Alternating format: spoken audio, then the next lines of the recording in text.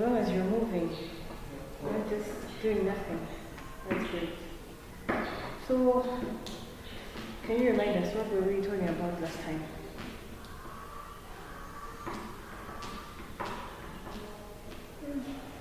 I think characteristics of what were some of the characteristics? courage. Sure? Courage. Courage? Must be competition. A what? Competition. Yes. Humble. Confident. Okay. So those were the personal characteristics. But then the other part was professional characteristics.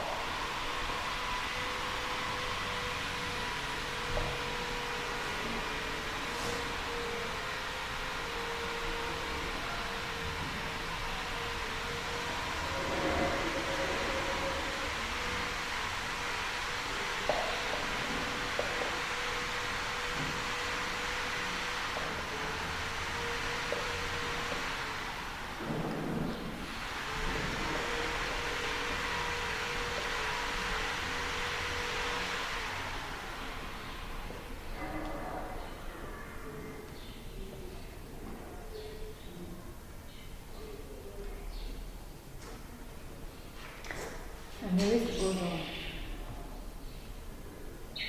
Okay, the next one is terminating.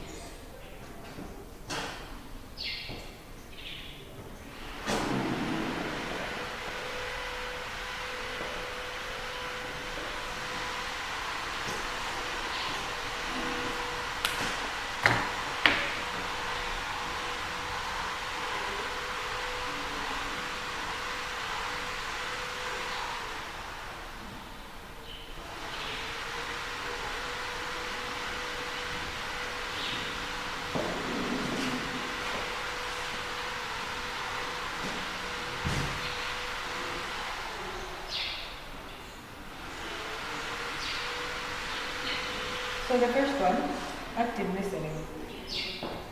This is most important to learn how to pay full attention to others as they communicate.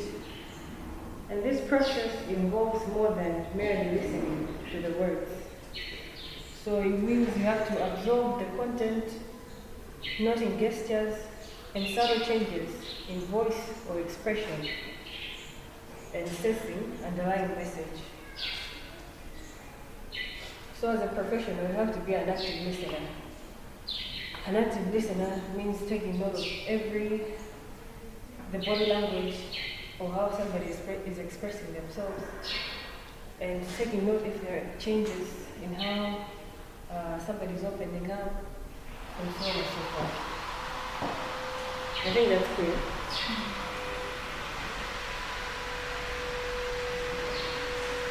So the other one, reflecting. This is a skill that is dependent on active listening.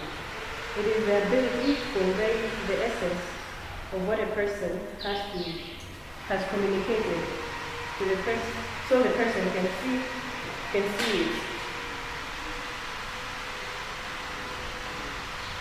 So reflecting is just merely you trying to help the person see what they're expressing, to get a sense of what has been communicated. And the other one,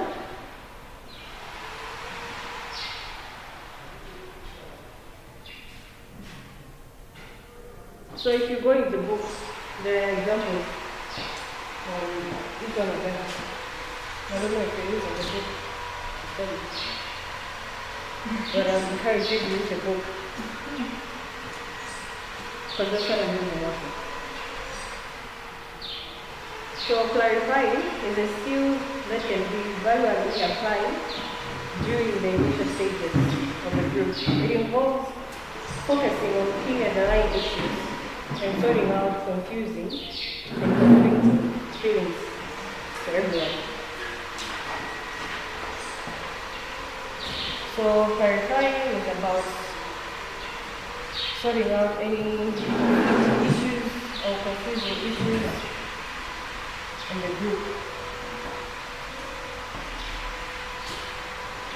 So clarification can help the client sort out her feelings so that he or she can eventually experience both love and anger without experiencing overwhelming grief. So in an example, if you're clarifying something with somebody, you can be able to see a different perspective to whatever they're talking about, so that they experience different feelings from any overwhelming feeling that they're experiencing.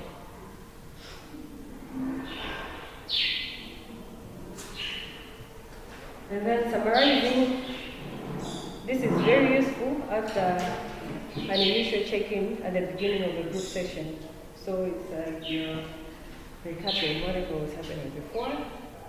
When the group process becomes bogged down or fragmented, summarizing is often helpful in deciding where to go.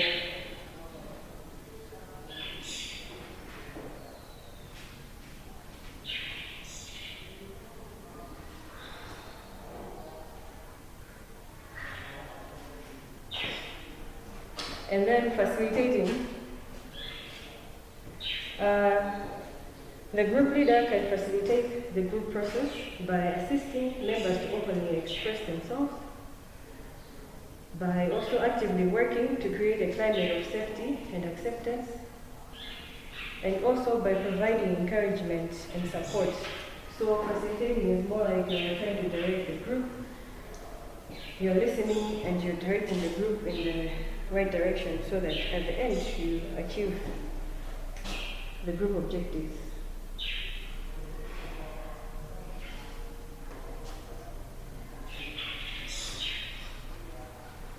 Interpreting, this is about group leaders who are more directive are likely to make use of interpretation, which entails offering possible explanations for certain behaviors or symptoms. If the interpretations are plausible and well-timed, they can result in a member moving beyond an impasse.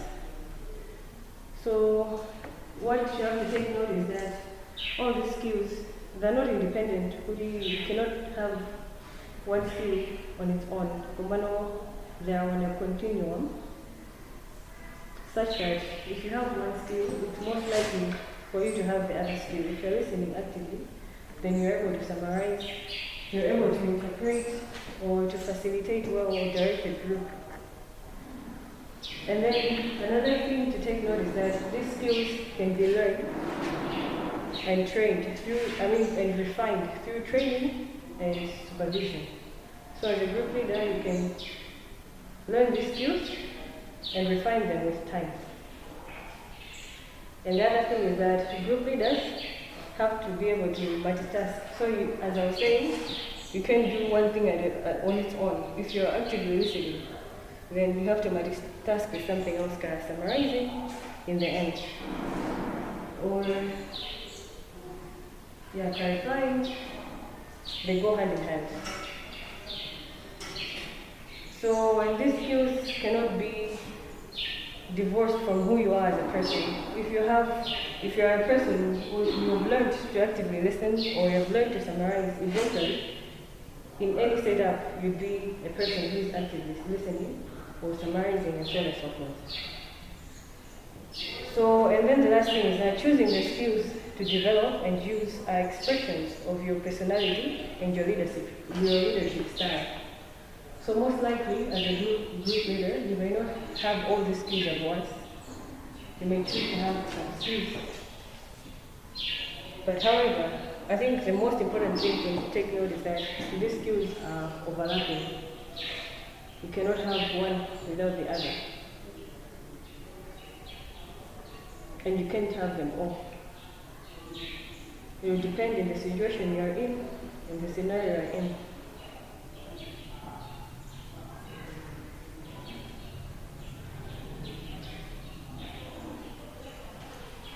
So the other one is questioning. If you're in a group setup and you want people to open up, you may question them. But however, you don't need to do it too much. You do not need to overuse the skill. So interrogation rarely leads to productive outcomes, and more often than not, it distracts the person working. So if a person is experiencing some intense feelings, questioning is one way of reducing the intensity, like by asking, how do you feel that way? But however, you need to, as a group leader, you need to develop skills in raising questions at the group level, as well as working with individuals. So however, the questioning has to make sure that it's incorporating the whole group, not just one person. You're making everybody, you're not making anyone feel left out.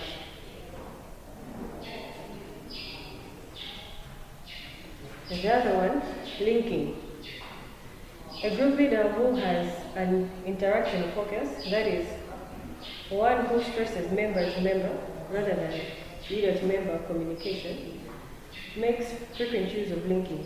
This is an important skill that can foster involvement by many members. This skill calls on insightfulness of the leader in finding ways of relating what one person is doing or saying to the other person.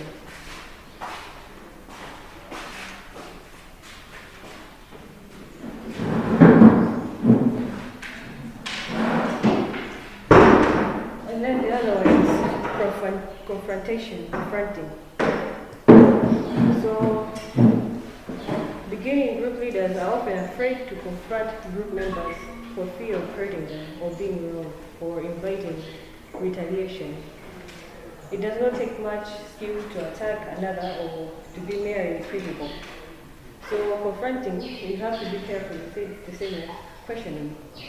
But however, this is very important. In order to achieve something, you have to make sure that the person is moving out of their comfort zone or perception that they have to a new perception of things. So you have to challenge their thinking. That's on confronting. And the other one is supporting. So supportive behavior can be therapeutic or counterproductive. A common mistake is offering support before a participant has had an opportunity to fully experience a conflict or some painful feeling. Although the intervention may be done with good intentions, it may avoid certain feelings that the member needs to experience and to express. So supporting is about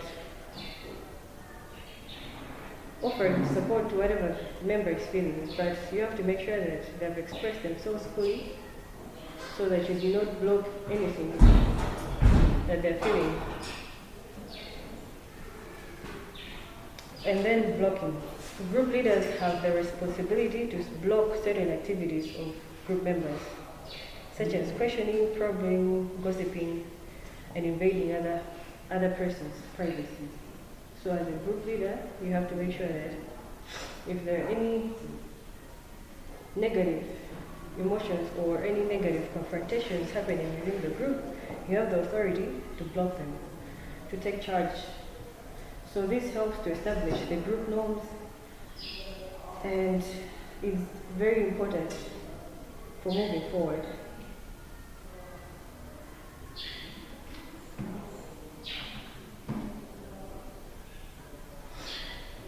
And then assessment or assessing. Assessment skills often involve more than identifying symptoms and figuring out the cause of behavior. Assessment includes the ability to appraise certain behavior problems and to choose appropriate intervention. So, if you feel that somebody is angry in the group, you have assessed that the person is angry, you must consider safety and appropriateness of encouraging the member to express spent-up feelings. So if you feel that there is build-up of an emotion, you have to assess whether it's good to encourage that emotion or not. I think modeling, we already talked something about it, that you have to show the desired behavior in which you're encouraging the members to do. So you have to be a model.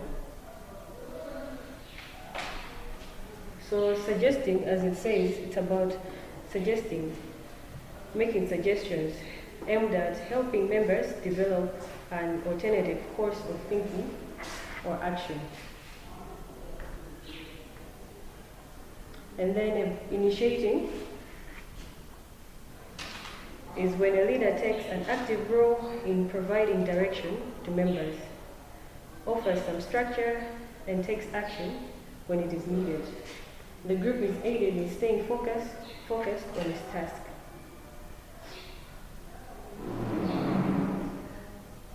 So evaluating, this is an ongoing process. As a group leader, you have to make sure that at any point you're evaluating what is happening in the group process and dynamics. So after each and every session, even as you're doing your group session, you evaluate, you assess what is happening within the group, and you take your necessary direction. And then the last one, terminating. Group leaders need to learn when and how to terminate their work with both individuals and groups. They need to develop the ability to tell when a group session should end, when an individual is ready to leave the group, when a group has completed its work, and they need to learn how to handle each of these types of terminations. So you can terminate the group when you've finished your work, or you sense that an individual is ready to leave, or you feel that you've exhausted enough for the group session. So those are the professional side characteristics. So the next thing we're going to talk about is co-leadership model. Co-leading, not just, it's about being more than one group leader in a group session. So co-leadership.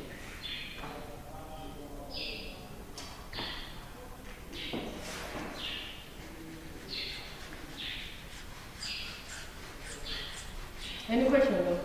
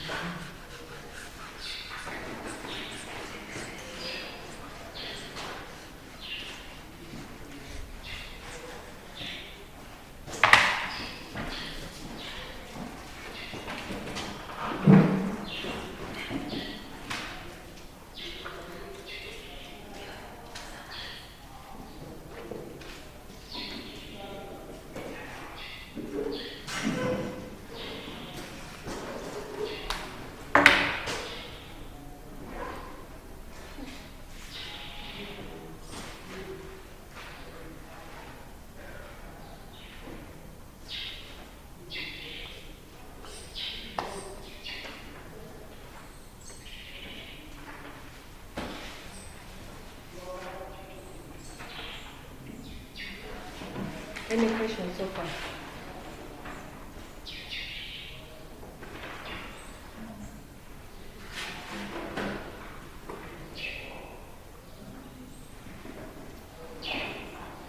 So one of the models to leading a group is the co-leadership model. So this is used when you're training leaders, group leaders, or it is just preferred because as a co-leader you are able to lead a group better than on your own. So this is very useful to observe the trainees as group leaders as they co-lead so that they can discuss what they're actually doing as they facilitate the group. And then in the end, it can offer some feedback. So the feedback between the co-leaders can both be supportive and challenging. Exchanging perceptions can enhance their ability to function effectively as co-leaders.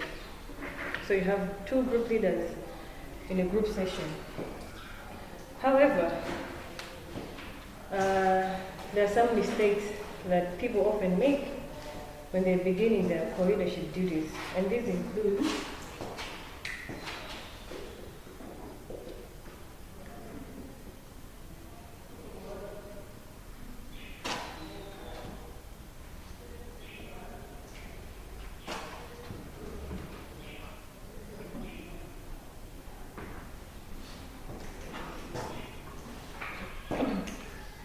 not sitting across from each other. So, what do you think it would be the sitting plan like in a group session? Would you are having a group session and how are you going to sit? Is it like this? I don't. So, what mistake from Co-leadership. beginning? Yes. Oh, because the spelling is wrong. So I actually thought it was Oh. beginning. Sorry. Yeah. What's the spelling? It's BEGINNING. I was very good in spelling. What's that? BEGINNING. Thank you. So, what would the sitting plan look like in a group session?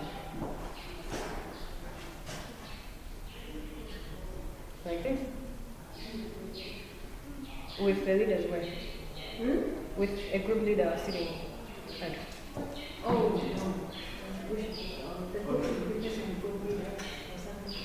like they were in the front? Do you agree with this? What's your opinion? Like this, but the other person will be As co-leaders? Yes.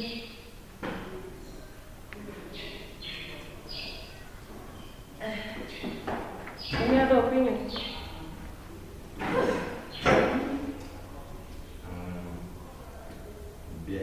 Big In the middle? So, and people surround him or her.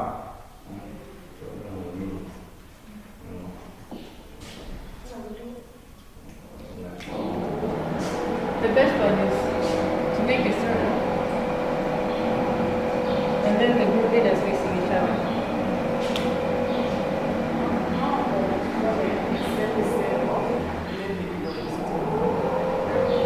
But is there a front in the circle? Circle. And the other leader, the co-leader, the other leader. With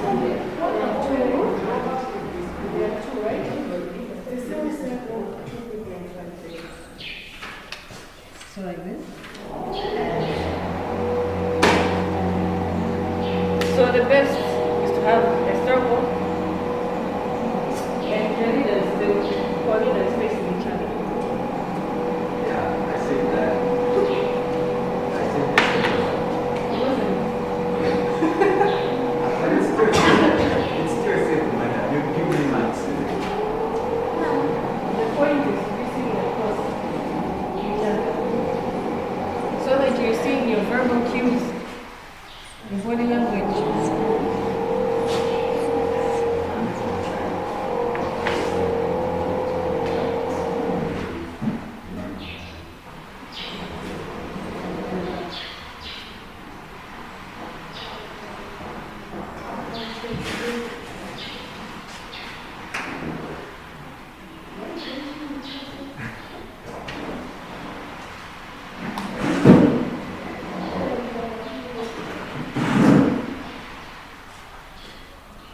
So what would be another mistake?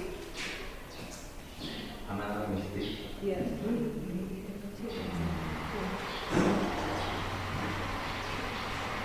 So, or what should colleagues do to have success in group session? Use a language that everyone is able to understand. Yes. Language. What else? Or because you need to read the example like they need to show that they are united and working together so that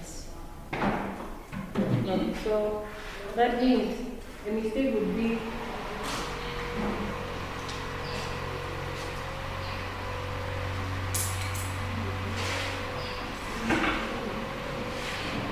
not communicating. You have a goal in mind or you have a plan in mind, but you do not tell your colleague. So you have to have a good system of communication.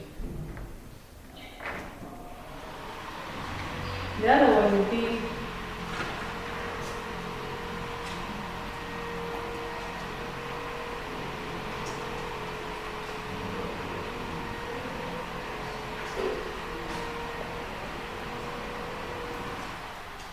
being competitive. You have to recognize that you are not in competition as to who is the best, but rather how well can you work together. Are you a team player?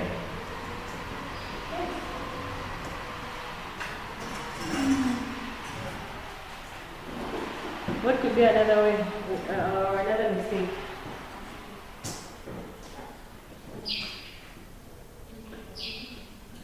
Gender equity.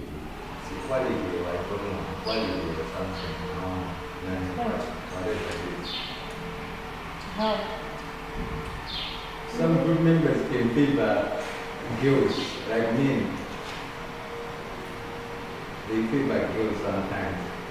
Even some lectures can favor girls for students. Not as boys, yes, because they want to talk. So, no cool. Okay, not showing any favor. Huh? Not showing favor. Yeah, no, gender. Gender. Or There's being no gender enough biased. equality. There's no, yeah. I just want to tell you what is for leadership so that be involved in this class program as well. So one of the ways of leading a group is having two leaders in that group. So it would be you and someone else leading a group session. So it would be co-leaders. Alright. So yeah, what do you think would be another mistake? Well, you're not writing my points down. They're very nice.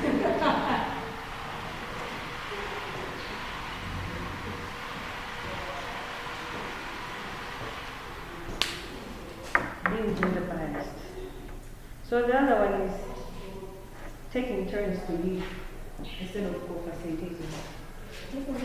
Turns. So it has to be seamless. You're leading, you're talking about something, and the other person is joining in the conversation. Rather than you saying, I'll take over this part of the session, and you take over this part of the session. So one is silent on one part, and the other one is silent on the other part.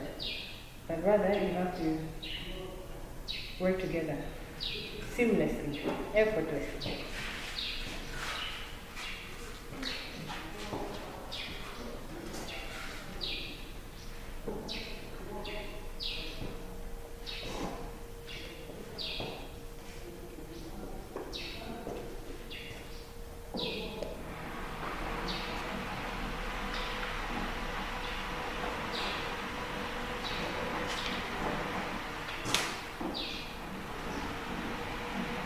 So the other mistake would be remaining quiet.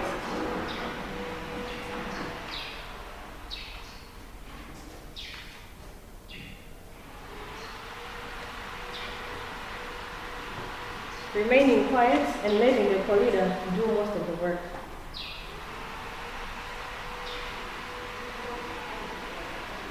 So however, obviously in the first session as co-leaders it will be a bit rough because you're just learning about each other.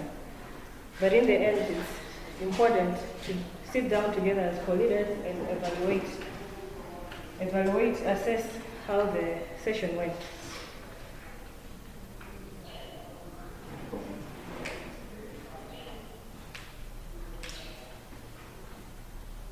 So some of the things you would have to consider when choosing a co-leader or as co-leaders to see if you'd work well together. Since this does not seem too easy to do, but then you have to make sure that you're following a procedure on how you choose the co-leader. So not being able to choose your co-leader can be frustrating. If you find the relationship with your co-leader is not productive, you can consider the following steps. So you have chosen your co-leader or you're working with somebody, but you find that you're still having a bit of problems. So what can you do? You have to, first of all, identify the specific characteristics or behaviors that bother you about your co-leader and examine why these are problematic for you. So the other one is seek supervision and consultation to enable you to work through these issues.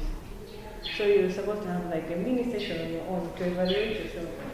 If you're having issues with your career, like why are we having competition or conflict, or we're not working well together?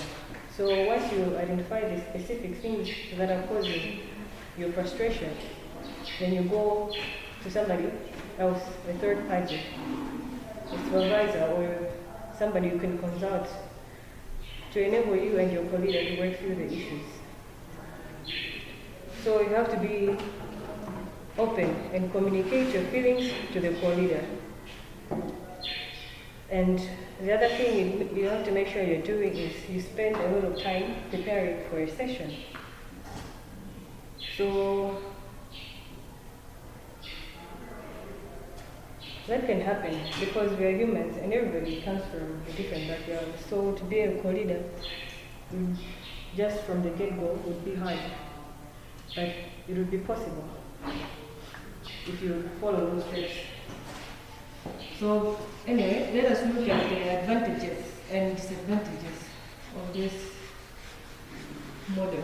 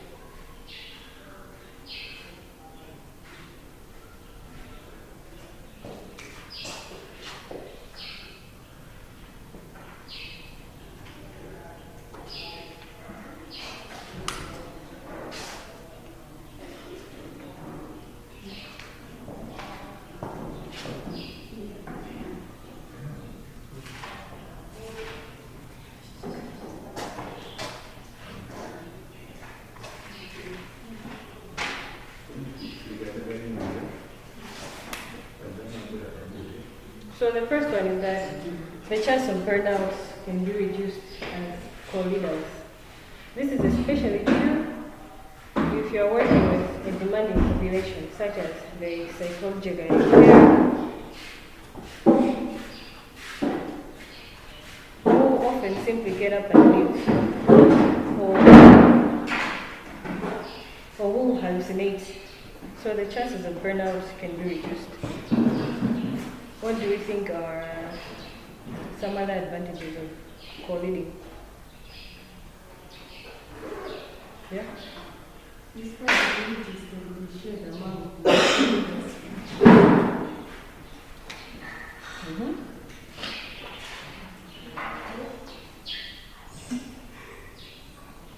That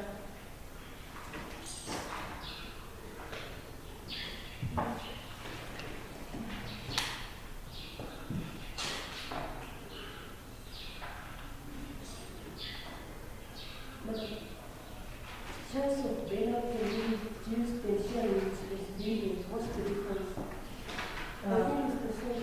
It's very much similar. On the burnout one, this actually comes from if you're working with a very demanding team.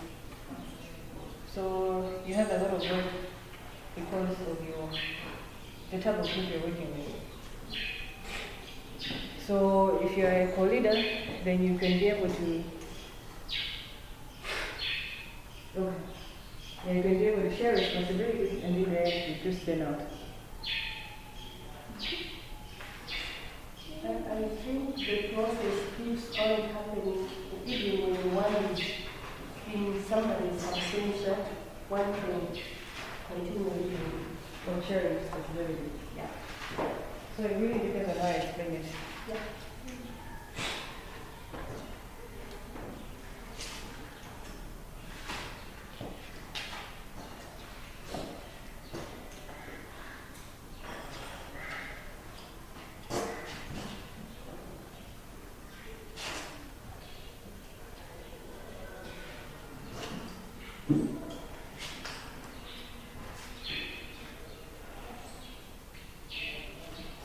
Okay, the other one is if intense emotions are being expressed by one or more members, one leader can pay attention to those members while the other leader scans the room to note the reactions of the other members.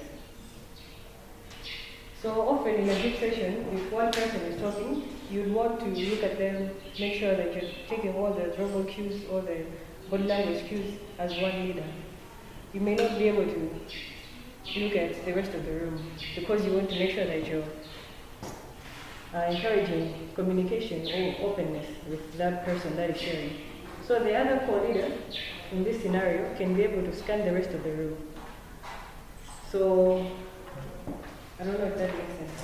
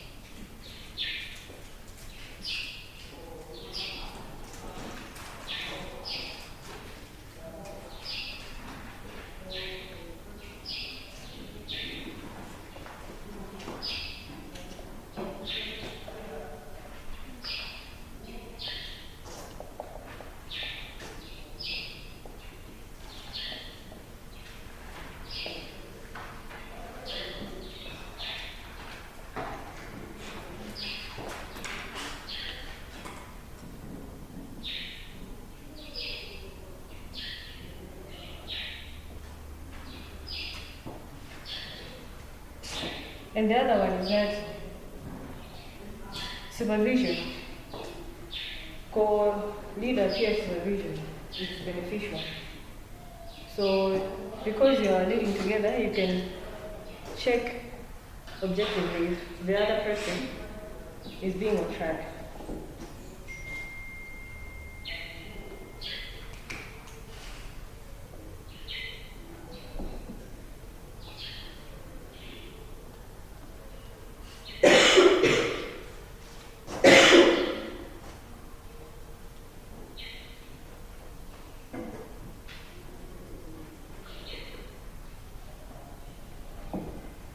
Any other advantage?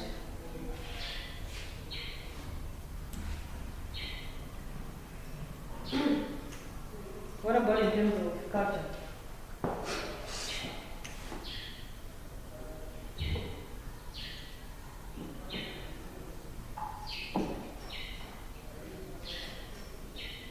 Nothing? So in terms of culture,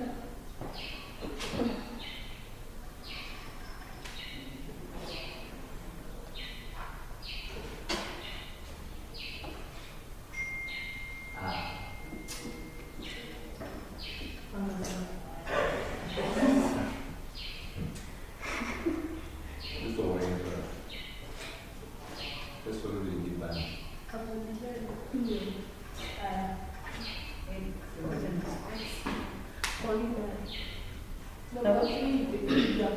if intense emotion,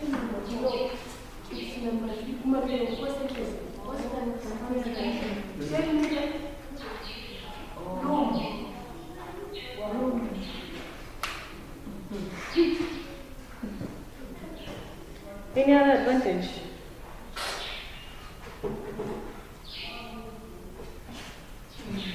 Or any question?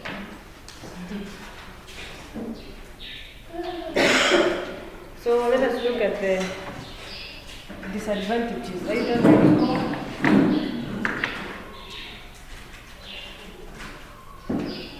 Are you using the book I sent to the group? The what? The book. You said the book? Yeah, yes. Oh, you didn't see it. You see me more. You see, what are you saying?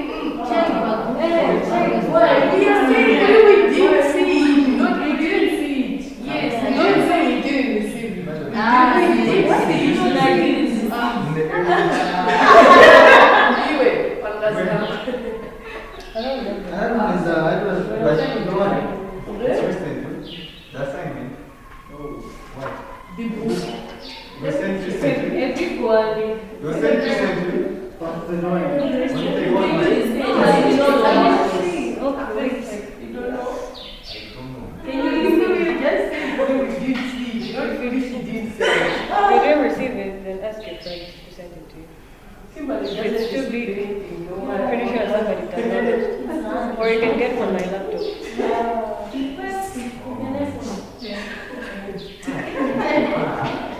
The poem B. That's why I didn't see it. Then ask somebody to give it to you. The one that comes for the Alright, so the point is, make sure that you're reading this. Okay. So, the book covers actually the whole sports. So where is No, you take a section and, it covers the whole course? yes. Okay. On that book, it's the thing you're saying. Send it to my dream.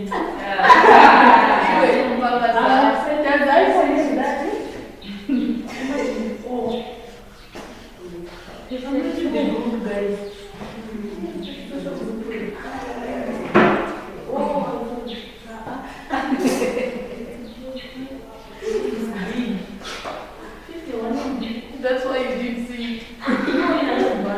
No, not that you have bad. One the limitation of the feet. And then recorded with the stick.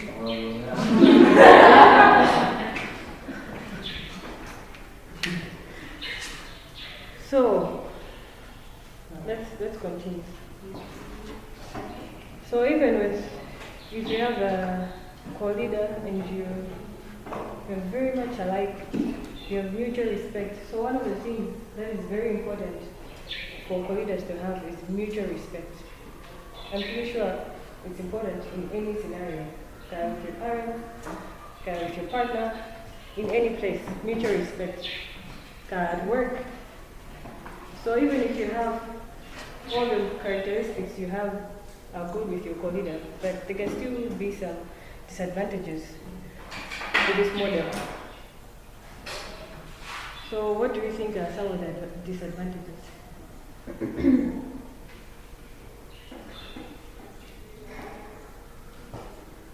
There might be some conflict if the two of them are not getting along. Yeah, attitudes. Miscommunication from co-leadership, from Leaders, co-leadership leads to complication with what?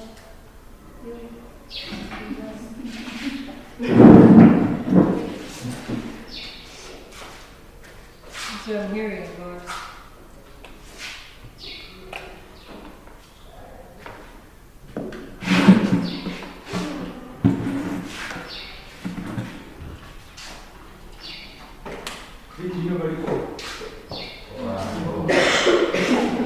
miscommunication can arise if the co-leaders are not working well together. So problems can occur, for example, if you're rarely meeting your co-leader, you're rarely discussing your plans. So the results are likely to lack synchronization, or even a tendency to work at some cross purposes instead of towards a common goal. What's qualification? Right? What's that?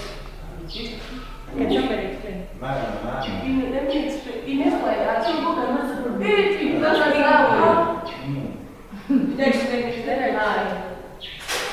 I hear that quality leadership is a type of leadership whereby you choose two leaders to work within a group. Within what? A group. Two. Am I wrong? That's right. Is it only two or more than two? The best is two. Oh, that's the best. But then you need to finish that she gave us. Only two.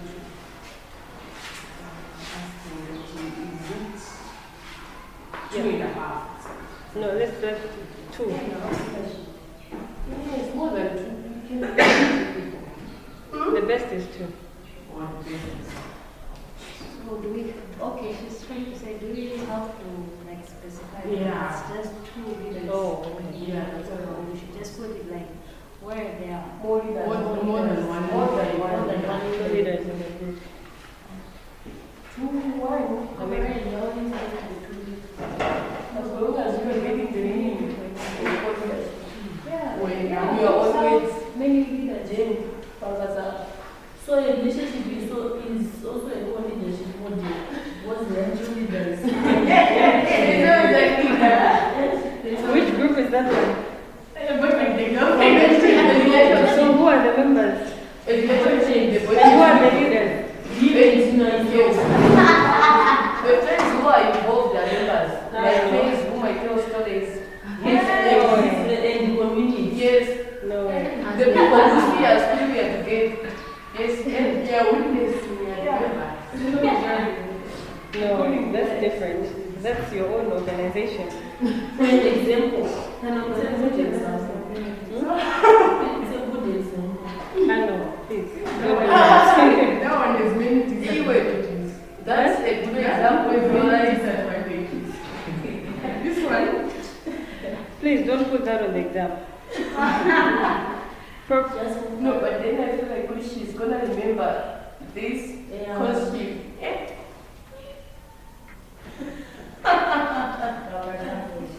Alright, so the other advantage is a related issue is competition and rivalry. For example, one leader may have an exaggerated need to have center stage, to be dominant, and to be perceived as one in control. So there is obviously competition and rivalry. Yeah. So this can relate to the attitude you have.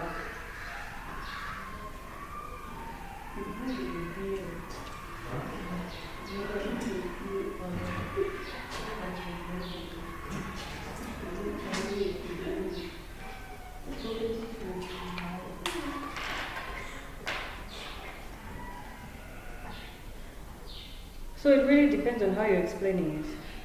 And the other one is if you have a co-leader, if you and your co-leader do not have a relationship built on trust and respect, or if they do not value each other's competence, they may not trust each other's interventions. So if you don't trust that your partner is qualified enough, then you may not be able to have a successful group sessions. but your partner, you and you is not trust. Why are you not liking your partner? You will promise that.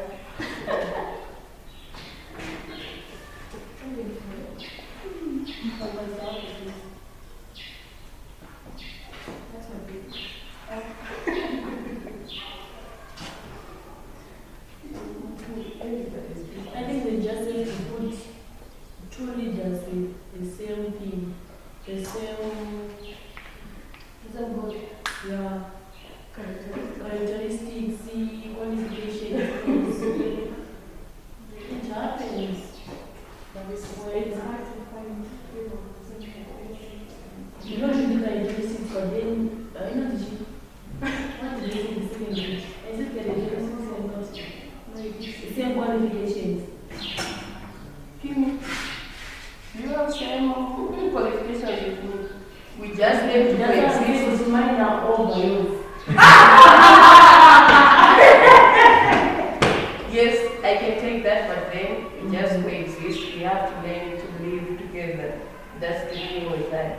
Exactly. You have to learn each other. I just made it clear that mines are over the day. So, as for leaders, in the first stages, in the first days, it will obviously be difficult to lead a group together. So, one thing I said is that the co-leadership model is about you and your co-leader not taking turns, but facilitating the group seamlessly, not taking turns.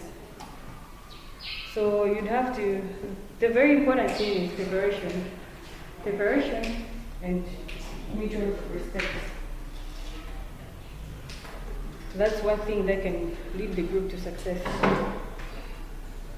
So because if you have preparation, if you have respect for each other, then you're not going to have miscommunication, there's no competition, and there is no lack of trust. So the other disadvantage is that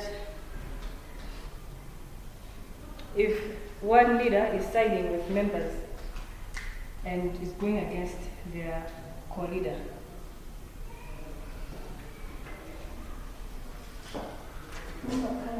You should also apply this in friendship. sorry? Why are you bringing your own theory? No, I'm just saying, Morgan. No, you're adding boyfriend and girlfriend. So, Why are you adding all that? I'm bringing to the lecture. I'm saying this is also supposed to be done in friendship. Like the disadvantages, the advantages. Yeah, this in friendship. Yes. Yes. What are you agreeing to Anya? She's my friend. I'll agree with you. If she's not, I'll tell her outside. Yes.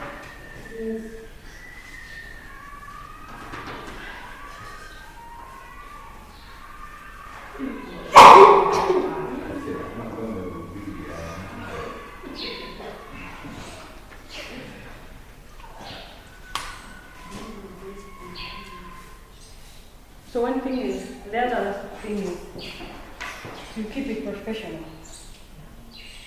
If the co-leaders are having intimate relationships outside their working space, then that can also lead to problems. Yeah.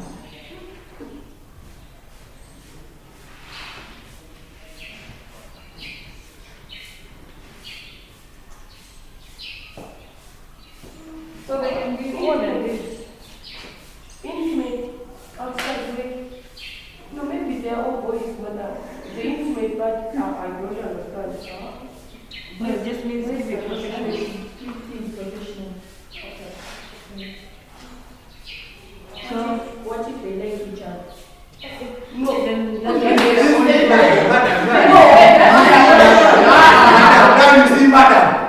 Shut up.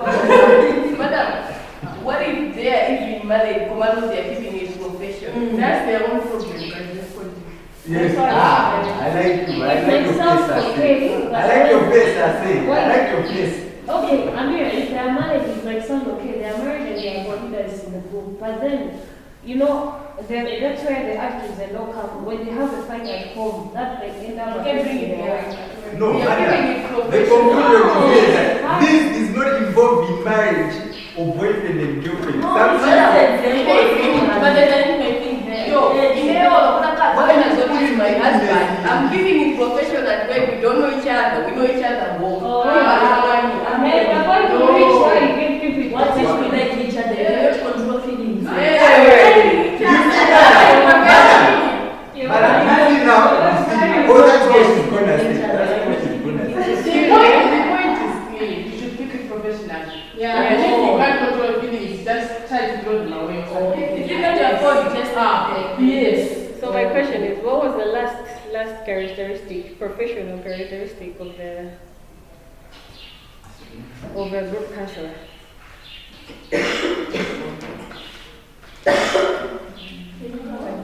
What was the last characteristic of a professional group counselor? Terminating. So you have to know when to terminate. Similarly, in a therapy session, if you and your clients seem to be going in their unprofessional direction, it's best to terminate your contract and refer the client to somebody else. Or proceed with your personal issues. Professional. If you sleep next to each other, or if you slap in your face. Madam, do you agree with what Kimberly said? You just You don't agree with that, huh? Yeah, but madam, she said she doesn't agree because just imagine me and madam.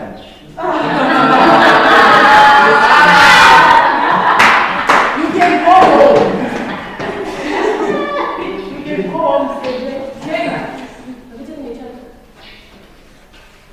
To my student child.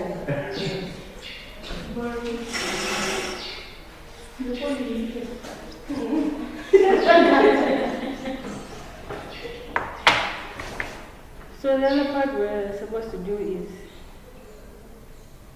ethical and legal issues in this country.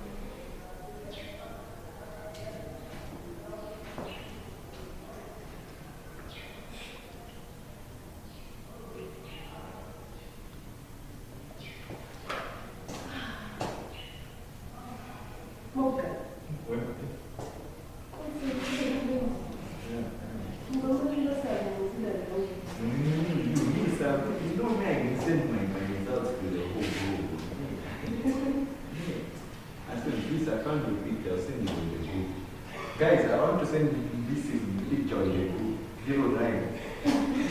Right now. Can we do that after class, please?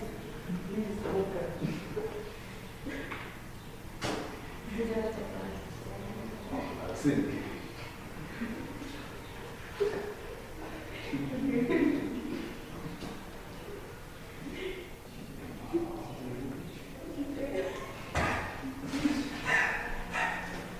Guys, I'm very worthy.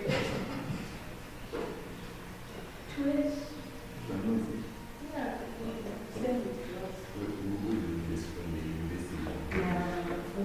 I can rub off the top part. Yeah.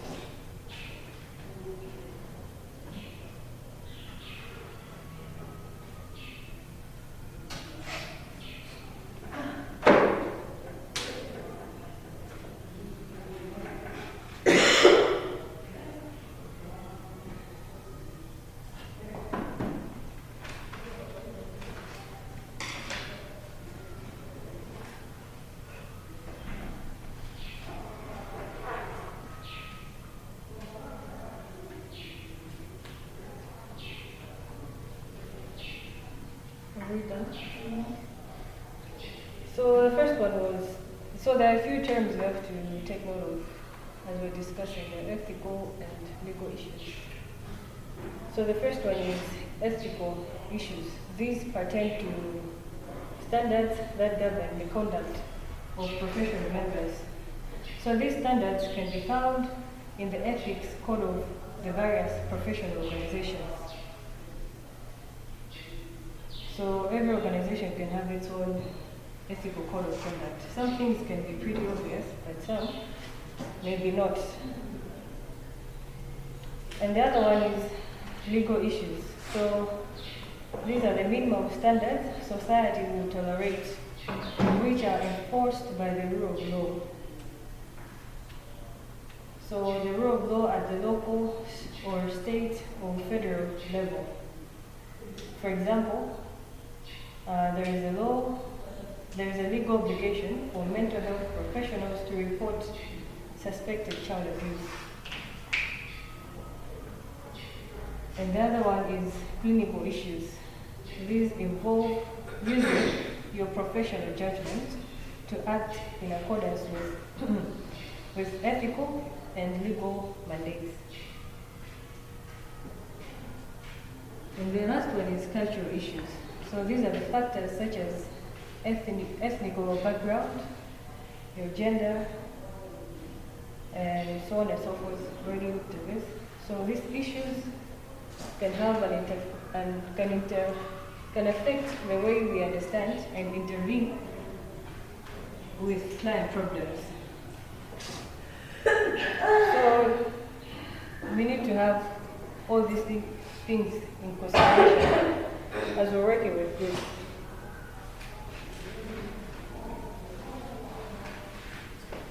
So we need to be knowledgeable of the ethical issues or the legal matters, cultural issues, and clinical issues, because all these work hand in hand.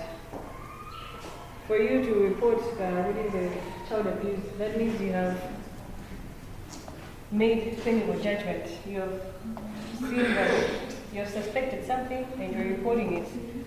So that means you're taking into consideration the legal issues. But how you report it, you have to make sure that you're also considering the cultural issues. So let's start with ethical issues in group membership.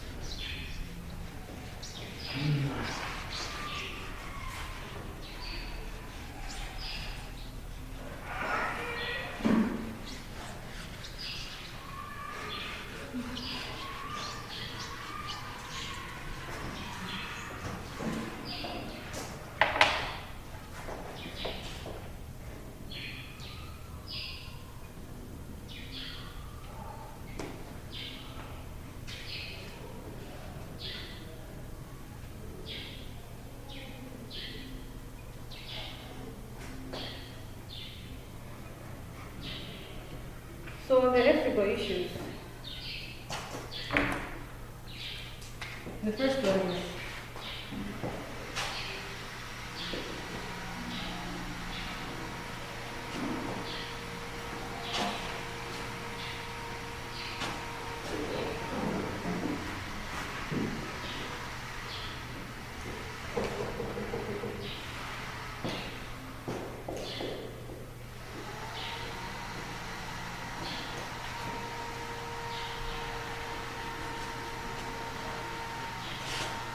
informed consent.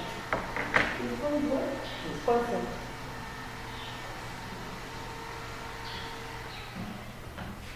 What do you understand by informed consent? Informed consent. I think if you want to do a thing in a group, you have to ask your family. And if they agree, that's like if they can go to whatever they think in that group. What else?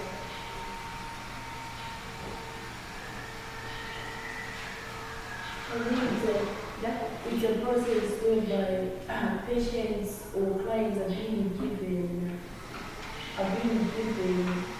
information about what something like that, like a proper communication. So you're relaying information. Huh? So you're giving information to the group member. Yes, it's the way of letting out information. Just the way of getting out information to the people who are listening. Sorry? The way of getting out information to the people who are listening. What is the you know what? Okay. Any other idea? A consent is like a request. Yeah. I need important information concerning risk and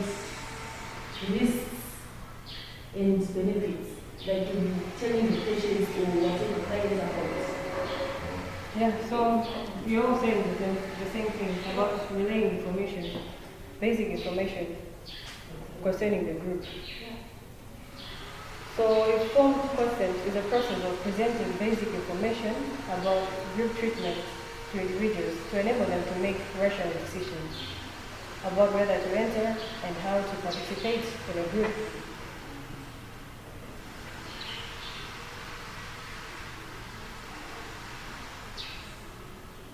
So it is sound policy to provide a professional disclosure statement to group members that includes information on a variety of topics pertaining to the nature of the group.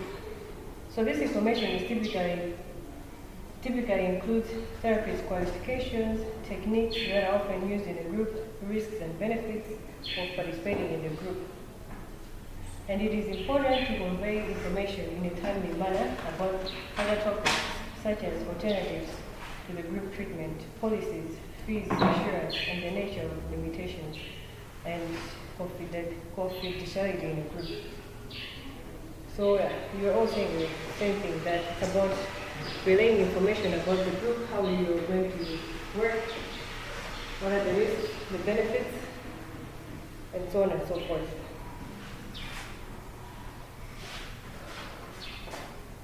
So given in okay, what is an example where you have to give informed consent? In a scenario where you have to relay information before you proceed.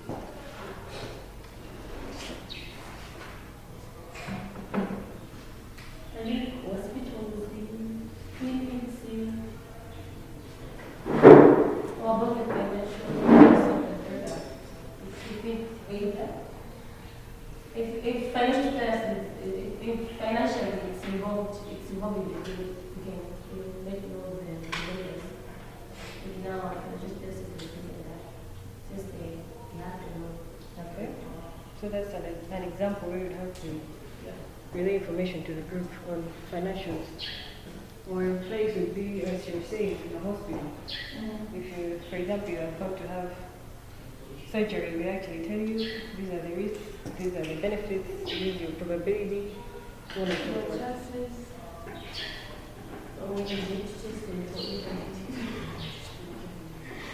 No, this week don't start. We will expose you. So the other issue is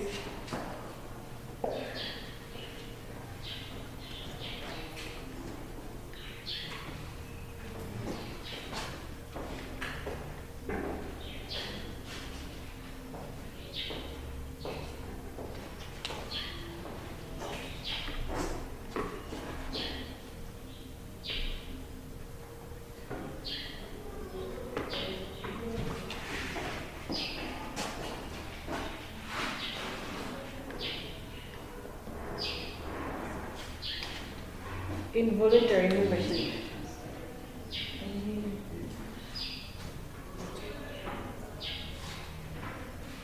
So, in an ideal setup, participation in a group should be voluntary. But it can happen that you're forced to participate in a group. For example, this class, you may not want to come to this class, but because you are working towards your paper, you're forced to come here because it's a requirement. So there can also be scenarios where the person is forced to participate in a group. Can we think of other examples where there is involuntary membership?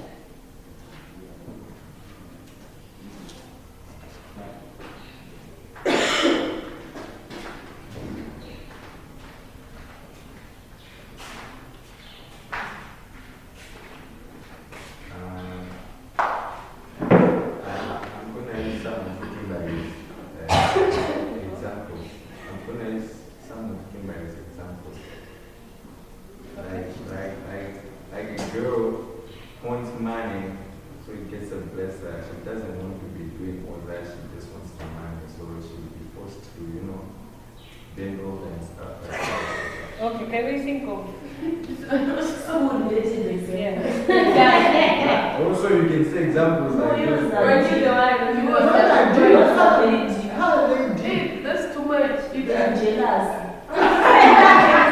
let's think of scenarios where a person would have to be forced to participate in a group. For if you just go to church because you just want to go to church, your parents are forcing. Your parents are just Yes, you're just going Yeah, like to keep my mom is a big. So every time she does force me to go to church because she wants people to see me. She has a grown-up kid, doing something like that. Yes, and sometimes I don't even feel like going. So, Yes. apart from the one I was talking about, another example can be in medical issues where a person is mentally challenged and they're forced. Oh, they're mother, mandated. and marriage, post marriage, some girls, they are forced to be married. Ah, they just love it. And I just stay there. Most marriage. You're joking with love. Okay, that's not an example for it. But you go home.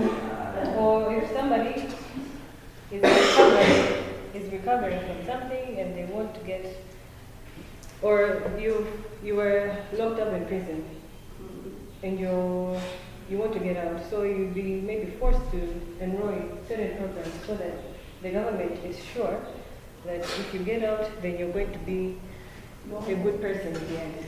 Even real. Yes, you can be forced to go to rehab. School. Already mentioned that one.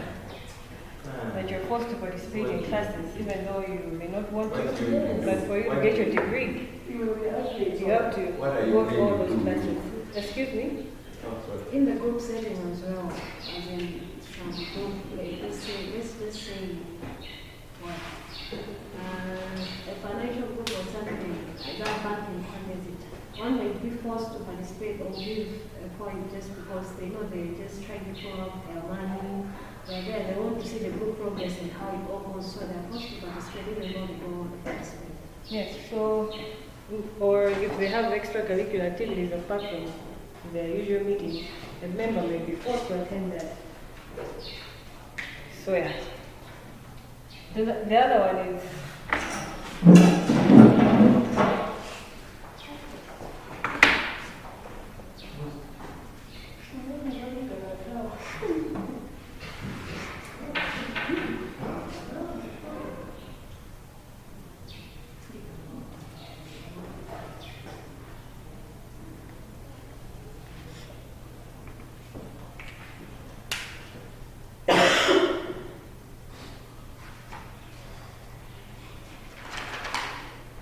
so what if in your group you have all these members, you're talking, and somebody suddenly gets up and walks out of the room?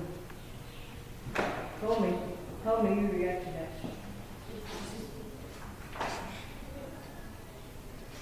What would you say or what would you do? Okay. What did I do? No. Can you repeat the question, please? If you're in a group and you have your group members, you're the leader, and somebody, one of the members, gets up and walks out, what would you say or what would you do? No, it's normal. Maybe they're not what they expected, they're not getting their expectations, so it's normal for them to walk out. Yeah. I will try and get their view why they walked out. They should at least tell us At that. the end of the class? Yeah. Or the group, sorry. Yes? I kind of agree with you that they should have freedom to walk out to resolve from the group, but at some point it has to be valid. Yeah, you have to give them more valid reason why you are employed. So we agree that there is some sort of freedom to withdrawing from a group. Yeah, but it's for your own benefit. It depends on the situation.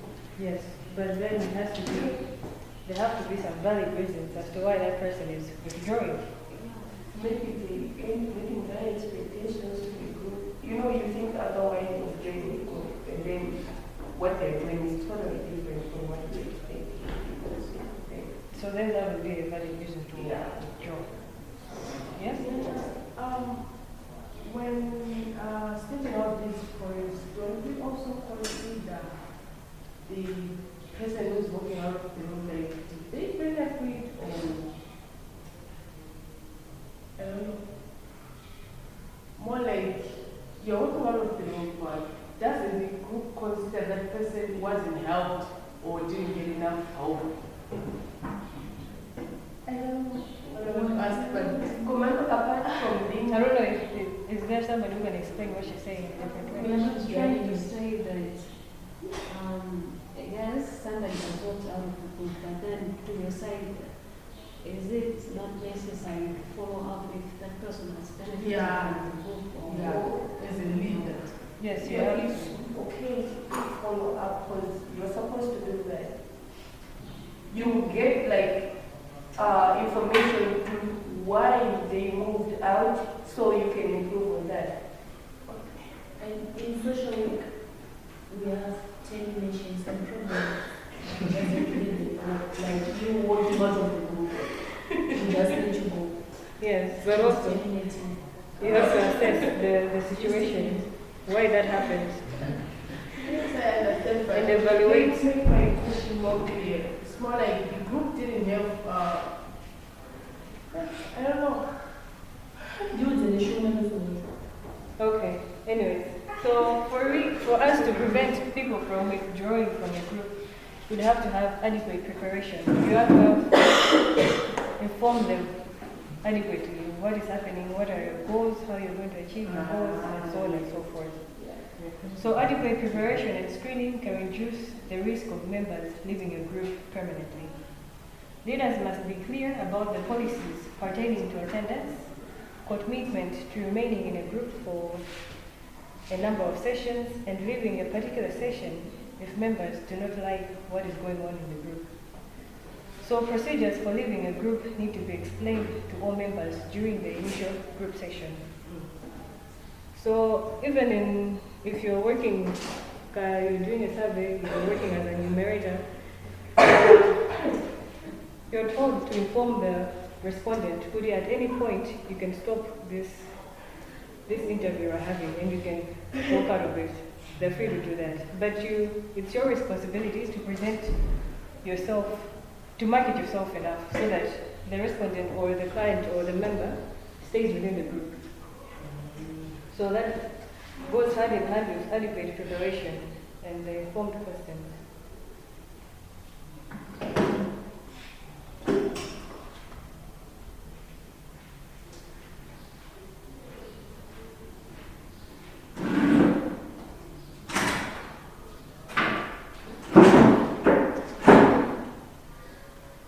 So it is also essential that a group leader intervenes if other members use undue pressure to force any member to remain in the group.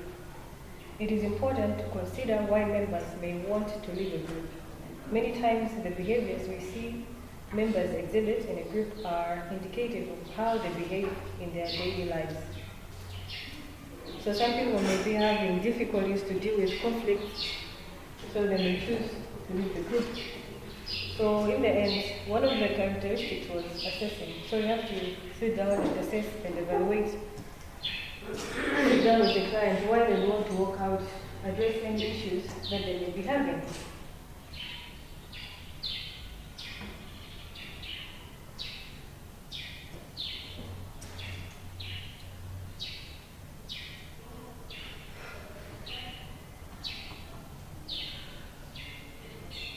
So those are some of the issues pertaining to ethics.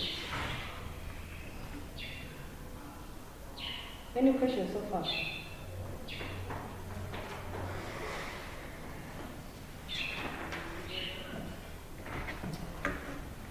There is more information in the book.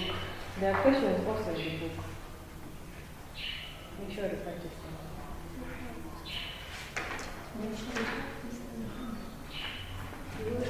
Madam, are we looking at the group as a group as a group, or we are looking at the group in a point of social work, what? Like, are we looking at the group as social workers, or are we just looking at the group as group leaders or something?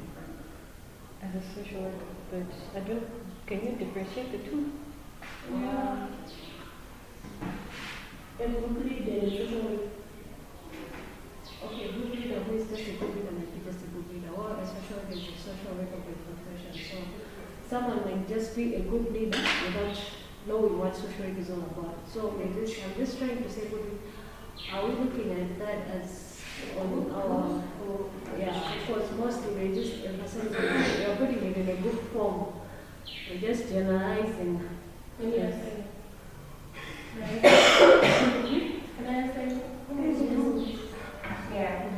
I feel like it's about social work. Everything else is about social work. Social program. We can be learning about it. But if it's about social work, you're supposed to be looking at everything. Like, even the examples, relationship, what goes with social work. You get. Yeah, I get you. But you just don't have to. You just don't have to have the relationship between the groups or whatever we're learning with social work, it doesn't have to look like that. We can read something differently, but then considering to our program, we can be giving ideas about it. To me, the group thing, yes, we are saying we're talking about social work. If you have an idea about social work or anything, you can add to it. But then you're not directly going there as a group in a social work and do blah blah blah whatever. So yeah, it's just about groups, but yes, social work is there.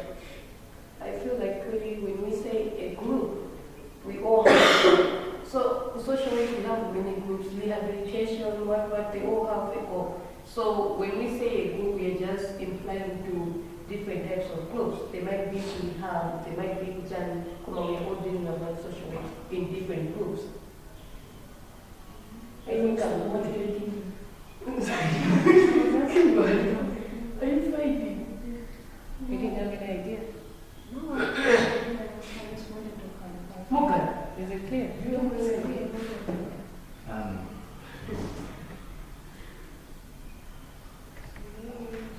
So I'll also send the few slides Oh, you're so sweet. on the group. But make sure you're using the book. Emphasis. We will try 400 years with different things. Yeah, come I understand what is it between us, so any of it, so you just have to write. Yes. For you to have in-depth explanations. Yeah. Mama, what did it? What did it? Challenge.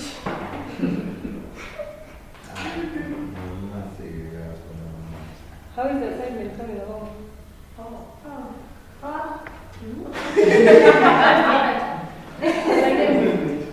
The one you get on 14, 16, 17, 16, what? 18.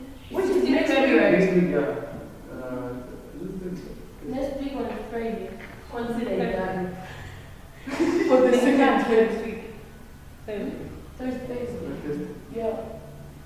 Please, you don't pretend that Somebody already don't. sent the assignment. Oh, consider I know the day. Me. Is it a good? I texted you also. Oh, okay. I don't want to reveal the name. Oh my God. What is my name? Consider it done. Oh my God. Yeah, that fake name. You can say it.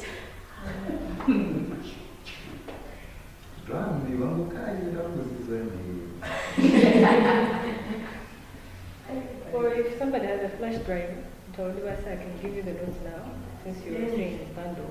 No, maybe you can send it. We have done it. No, send it. Send it. Send it to Jennifer. But the bundle for TikTok, you guys are Jennifer. Iwe kama zangu sasa. Aka Wi-Fi hapo. Yes. Wi-Fi,